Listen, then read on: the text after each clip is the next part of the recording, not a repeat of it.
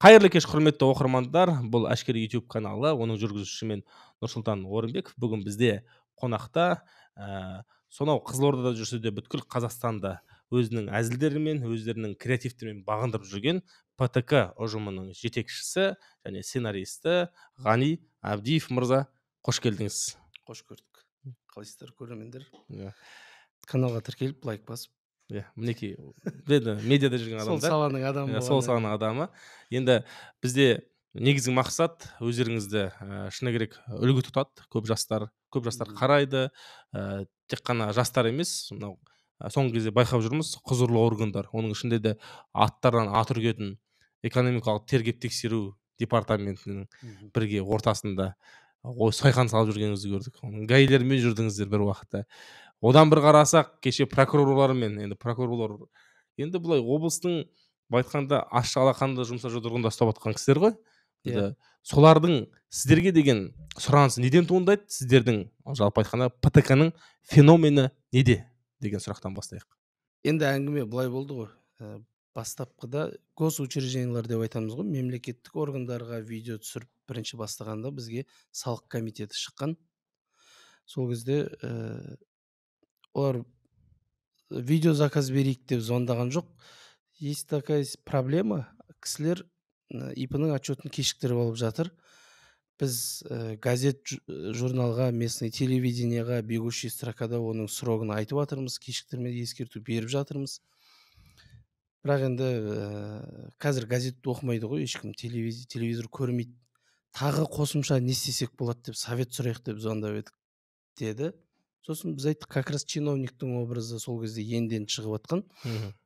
Халыққа бір жағынан әзілмен қосымша пайдалы ақпарат беру арқылы давайте отчеттың күнін кешіктірмеу жөнінде әзіл видео түсірейік. Мен чиновниктің образында барайын, сіздер жаңағы біреулер депутат деп жатыр ғой енді. Біз өзіміз мен депутатпын деп еш жерде айтпаймын да. Өздері атап кеткен, иә? Шын чиновник келетін сияқты дайындалыңыздар, а лучше қызметкерлер білмесін, что бұл постанова екенін білмесін. Сол кезде реалистично шығады дедік. Съемкаға барғанда уже білесіз ғой, с утра олар дайындалған, уборкадан бастап, сонымен сол жерде тексеріске келген адамдар андай бір тез жүре ма, сосын зіркілдеп жүре ма, барынша ойнатты мен. Енді маманың подружкасы сол жерде жұмыс істейтін, алдымнан шығып қалып, ай Ғанижан, анау біздің бастықтарға қатты не қылмай деп попросить етіп жатыр. Сол жерде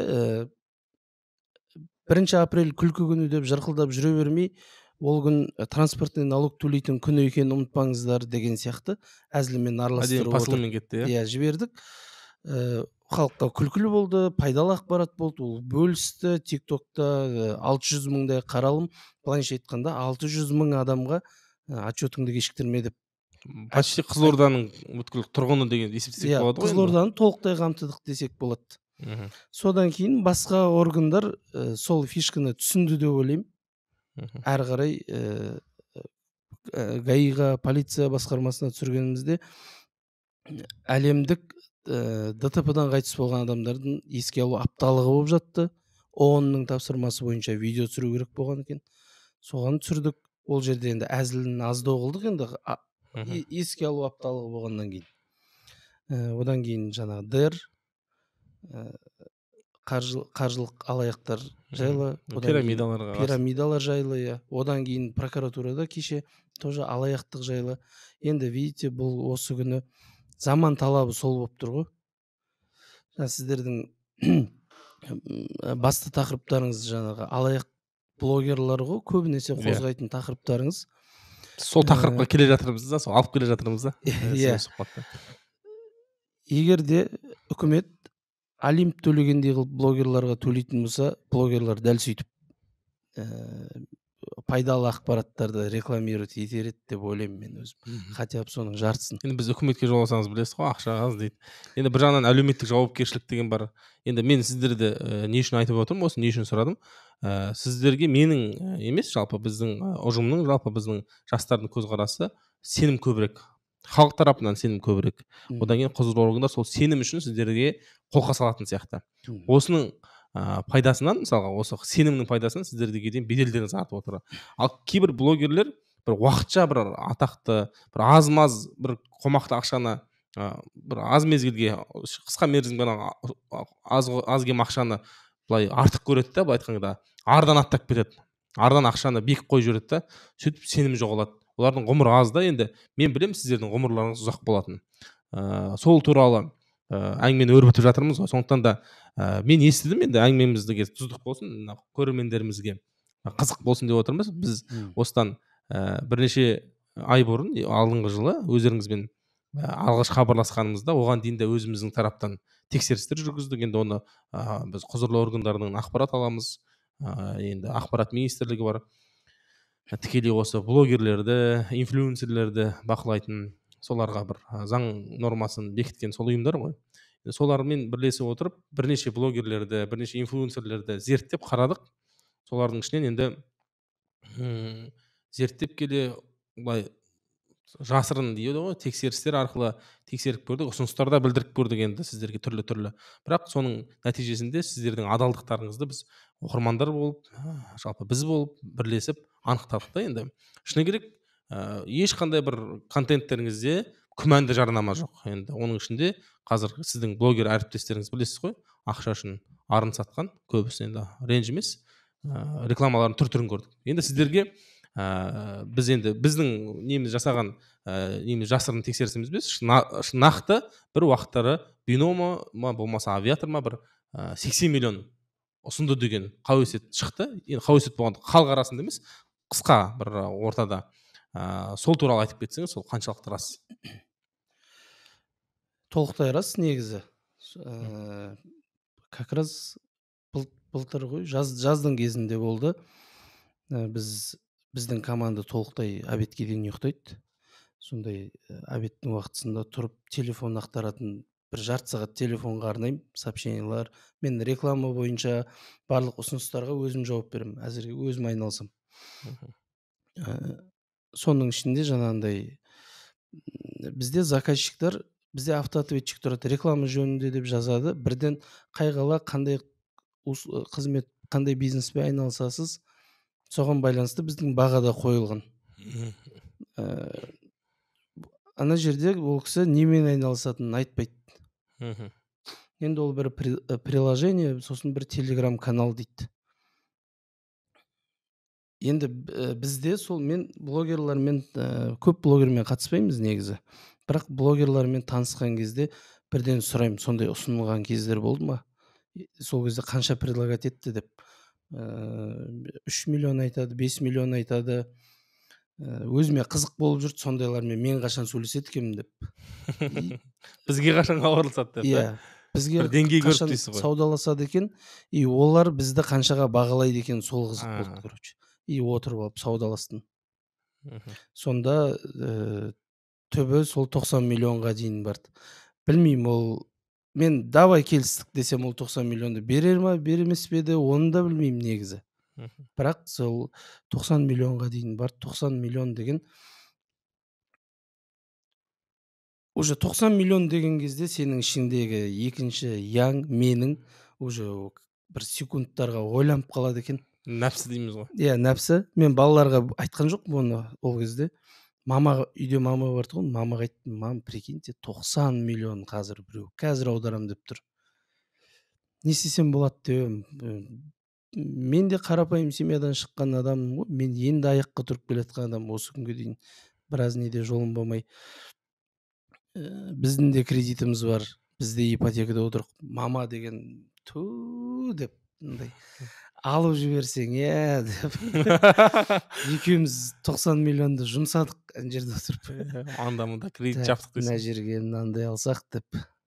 Бірақ сол мама айтты, лучше сенде ол ақша никогда болмай кетсін деді. Сосын отказ берді, просто жауап бермей қалдым. Енді маған сол қызық болып тұрған, біздің оқырмандарға да қызық болуы мүмкін. Команда соның өзінде мен былай айтқым келді оларға. 90 миллион аударыңдар. Мен сендерге с нуля бір проект создать етіп берем. Өзінің командасы бар, сценаристі, авторы, актерлары, біздікіндей машинасы, біздікіндей техникасы.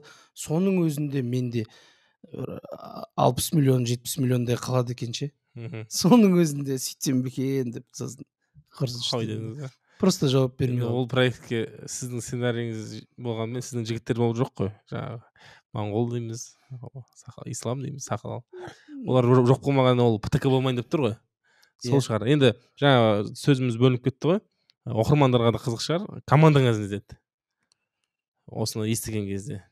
Офисқа келіп, мен ең соңғы келемін офисқа келіп, қайтадан жаңа 90 миллион жұмсадық сол жерде тұрып. Кім қолдады? Айтыңызшы сразу осы жерде. Қолдаған жоқ. Қолдаған жоқ па? Бізде деп. мынандай болды бізде көп ПТК арнасында командный жұмыста спор көп болады. Басшысы жоқ жерде спор көп болады ғой негізі. Мысалы сіздің командада сіз басшысыз да, сізден Сержан дейсің. сержан басшы да, сержаннан асып кетпейді, короче. Сержанмен ақылдасу арқылы шешіледі әрі кетсе. Ал бізде бәрі на равных правах. Біз бала кезімізден доспыз бәріміз. Видеоны түсіретін, монтаждайтын Макс менің туған інім. Дегенмен де Макстың менімен бірдей дауысы бар командада. Ондай ортада түсініспеушілік көп болады. Мнение көп өйткені. Бізді спасать ететін нәрсе, біз ПТК болып құралған кезде видео түсіреміз болды деп. Осы жерден жаңағы начинающийлар кеңес ретінде алып алса болады. Біз сол кезде талқылап шешіп қойғанбыз. Серьезный жерлерде интервью беретін болса, Ғани береді. Вручение анау мынау дейтін жерлерге сақал барады. Моңғол там КВНде выступать етіп беру керек жерлер болса, моңғол шығады. Түнгі студияға барсақ, видеоны қосып қойып, мына жерге Ғани отырады, мына жерге сақал отырады, Макс кішкентай, ол артында отырады деген. Хотя ол біздің түсімізге де кіріп жатқан жоқ түнгі студия. Қызық премияға барамыз, бірінші баян шығу керек, бірақ премияны Ғани ұстап тұру керек деп.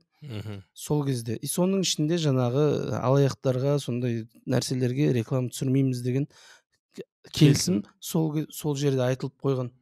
Даже мысалға сол кезде ертең машина аламыз, оның бәрі Макстың атына жазылады деп айтылып қойғанда, осы күні енді машиналар алып жатырмыз ғой, Макстың атына жазылады, ешкімде ешқандай вопрос болмайды. Сол мынандай нәрсенің рекламасын түсіруге келген кезде де ешкімде ешқандай вопрос туындамайды, өйткені анау Тәуке ханның кезінде соны жазып қол қойып қойғанбыз ғой.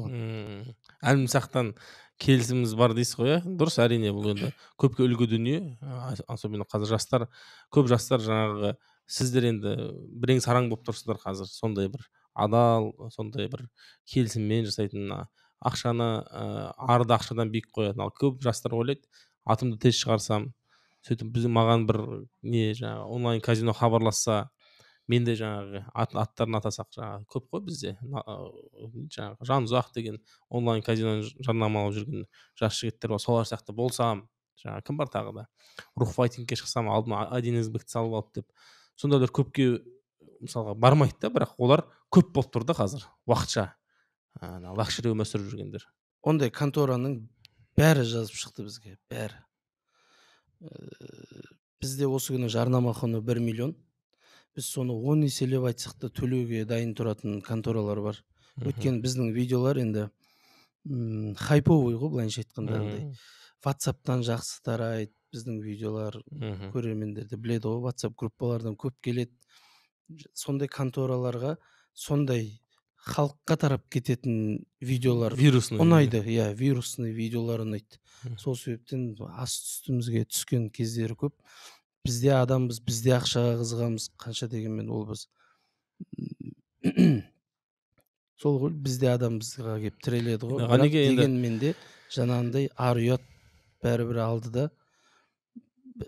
Мен былай да айтпас едім, мен оған реклама түсірсем, біреу барып соған ұрынады деген понятиеде жоқ. Біреуді ойлағаннан емес, өзіміздің арымызды ойлағаннан жақсы болмайтынымызды білеміз да. Сол себептен түсіруге. Өте дұрыс еске сақтап алыңыздар, құрметті жас блогерлер. Жас блогер емес, кәдімгідей сақа блогерлердің өзі оған назар аударып жатқан жоқ. Қалай болса да байып алсақ деп.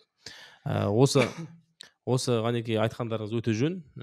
Шынымен көпке үлгі нәрсе. Енді жастар өздеріңіз сыйлап құрметтеп көргеннен кейін осы бір айтқан сөздеріңізде ойларына түйіп алар.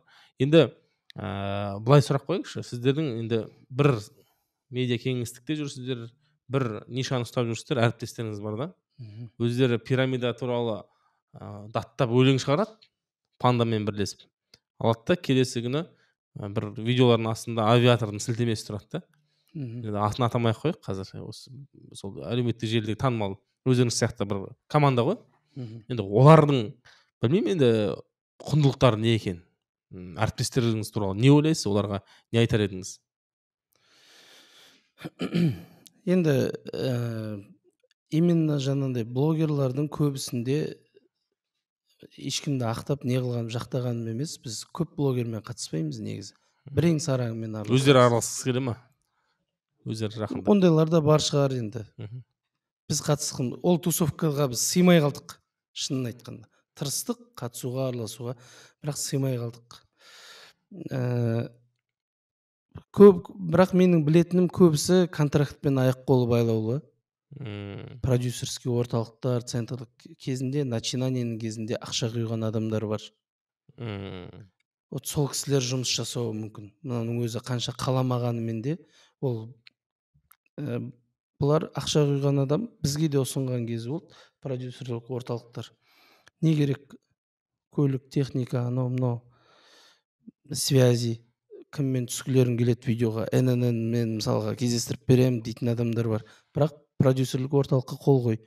Біз сендерді пайдаланып реклама сатуға құқығымыз бар деп сол кезде анау басында айтып қояды да, ал начинающий блогер болсын, басқа болсын, ертең авиаторға сатып қоймаймын екен деп ойлайтындай мүмкіншілік болмайды. Ми болмай тұрады ол кезде. Мынау деген бізге шанс камера алып берем деп тұр деген кезде жанып кетеді. Иә. Жылдар өтіп, жаңағыдай бір неге жеткеннен кейін сен контрактпен байланып тұрсың, сенің атыңнан олар неше түрліні сатуы мүмкін. Сол себептен жаңағы надо разобраться дегенім ғой. Кейбіреулері поневоле жүргендер болуы мүмкін. Иә, енді бірақ әр адам өзінің әрекетіне тікелей жауап береді ғой. Енді әрине продюсерлік орталықпен келісімге отырса, оған да заң бар негізі, одан да бір байлаулы баспақ сияқты жіпсіз байланып жүрудің қажеті жоқ. Егер заңгерлік көмек керек болса деп өзімді рекламаны тығып жіберсем, сіздер маған хабарлассаңыз. Егер де продюсерлік орталық көп әртістер мен байқағаным зардап шегеді қатты. Продюсерлер сен баяғыда кім едің менің алдыма келген кезде деп қысады ғой, короче. Сондай жерден Нұрекең құтқарады. Әріптестер кім продюсердің қол астында жүрген болса, кез келген келісім шарттың шақпашағын шығарамыз. Яғанеке, темадан алыстамайық. Енді біз жаңағы осы әңгімені бастаған кезде айтайын дегеніміз, ПТК ұжымы осы ақпарат министрдің қолдауымен өткен үлкен халықаралық форумда адал блогер деген атақты жеңіп алды. Енді ол бізде сол 2023 жылы бір 10 шақты блогер иеленді. Ол инфлюенсерлер дейміз, қоғамға өзінің пікірін қалыптастырған, әсер ете алатындар. Оның ішінде Өркен Кенжебек ағаларымыз, Дәулеттен парақшасы. Енді одан кейін бізде кім болды? Ұлан, Шәміл деген жігіттер, жас жігіттер, бірақ ол қаржылық сауаттылық, сол бағытта жұмыс істейтін жігіттер. Ал енді әзіл тарапынан енді өздеріңізге тең келетін, енді әзіл тұрғысынан да, жалпы адалдық тұрғысынан да біз ұжым таппадық. Сол үшін де бір сіздерге шыны керек, бір басымызды иіп алғыс білдіреміз. Бүгін де мінекей Астанаға келген сәтті пайдаланып өздеріңізбен сұхбат жазып отырмыз. Бұл да бір қоғамға пайдаларыңыз тисін, алаяқтармен күресте, бір қаржылық сауатта осы жігіттердің жүріп өткен жолдары мен кейстері үлгі болсын деген ниетпен сұхбатқа шақырдық. Сізге рахмет. Енді сұхбатымызды қорытындылауға жақындайтын болсақ, енді өзіңізден біраз дүние айттыңыз блогерлерге, жас блогерлерге. Алаяқтықпен күресте өзіңіздің бір қалыптасқан пікіріңіз болса, оқырмандарға айтарыңыз болса, мархабат. Мынандай ғой, блогерлардың рекламасына дейінгі лудоманияның жаңа басқалардың статистикасы блогерлерге дейін мен кейінді салыстырса, разница ондай қатты емес негізі.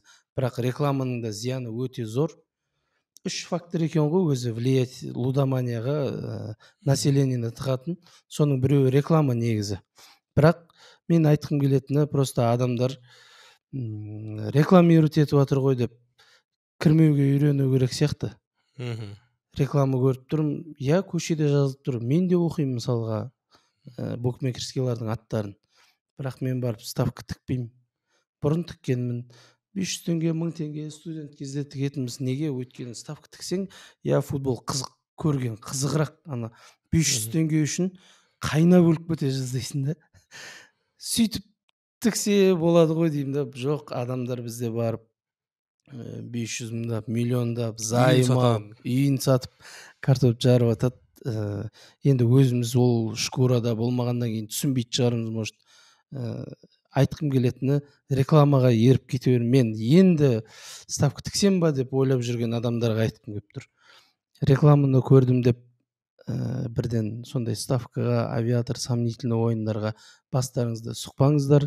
Себебі біздің елде қазір ЛГБТ-ның пропагандасы дәл сөйтіп жүріп жатыр. Сіз рекламаға иммунитет құрастырмасаңыз, скоро ЛГБТ-ға кіріп кетуіңіз мүмкін. Сол себепті қазірден рекламаға бой бермей, саралап, талдай біліп үйреніңіздер, құрметті жастар, бізді көретін. Ақыл айтқан жек көремін негізі.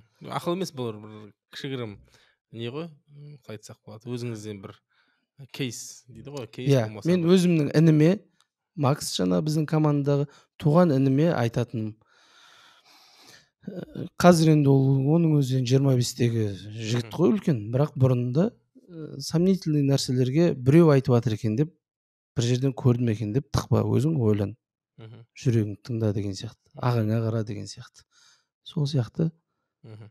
Рахмет, Ғани мырза, депутат мырза дейміз. Жалпы ұжымыңызға сәттілік, әрқашан осындай таланттарыңыз мұқалмай, шабыттарыңыз жалпы шырғалаңға түспей, әрқашан осылай жүре беріңіздер.